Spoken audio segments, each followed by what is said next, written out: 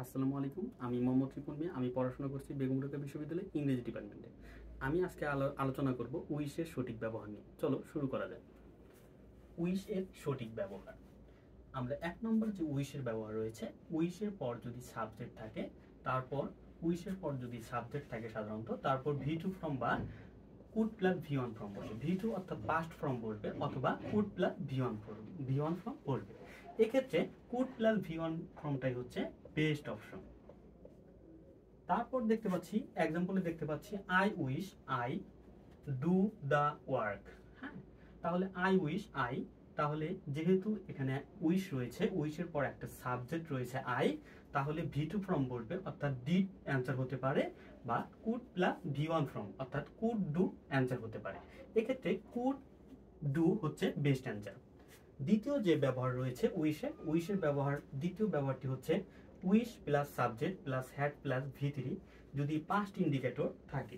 আমরা এর আগের ভিডিওতে বলেছি পাস্ট ইন্ডিকেটর হচ্ছে ওয়ান্স, অ্যাগো, ইয়েস্টারডে।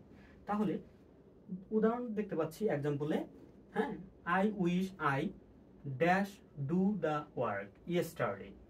তাহলে এখানে যেহেতু ইয়েস্টারডে রয়েছে, পাস্ট ইন্ডিকেটর রয়েছে, তাহলে শূন্যস্থান হবে হ্যাড প্লাস ভি3। তাহলে অ্যান্সার হবে had done. I wish I had done the work. তারপর তৃতীয় যে ব্যবহার রয়েছে উইস্টের, সেটি হচ্ছে উইস্ট অর্থাৎ পাস্ট ফর্মে রয়েছে উইস্ট ভি2 ফর্মে রয়েছে wished plus subject plus had plus ভি3। এক্সাম্পলে দেখতে পাচ্ছি I wished I dash do the work. তাহলে অ্যান্সার হবে হ্যাড ডান। উইশের চতুর্থ যে ব্যবহার রয়েছে তা হচ্ছে উইশ প্লাস টু প্লাস ভি1 ফর্ম, অর্থাৎ উইশের পর যদি সাবজেক্ট না থাকে তাহলে টু প্লাস ভি1 ফর্ম বসে। এক্সাম্পলে দেখতে পাচ্ছি I wish do the work, তাহলে হবে I wish to do the work, অর্থাৎ সাবজেক্ট থাকবে না টু এর সামনে। তাহলে উইশের যে চারটি ব্যবহার রয়েছে, এই ব্যবহার চারটি হচ্ছে wish plus subject plus ভি2 oblique could plus V1. এক্ষেত্রে বেস্ট অপশন হচ্ছে কুড প্লাস ভি1।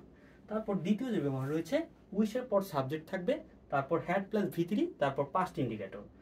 তৃতীয় যে ব্যবহার রয়েছে উইশের, সেটি হচ্ছে wished plus subject plus had plus ভি3।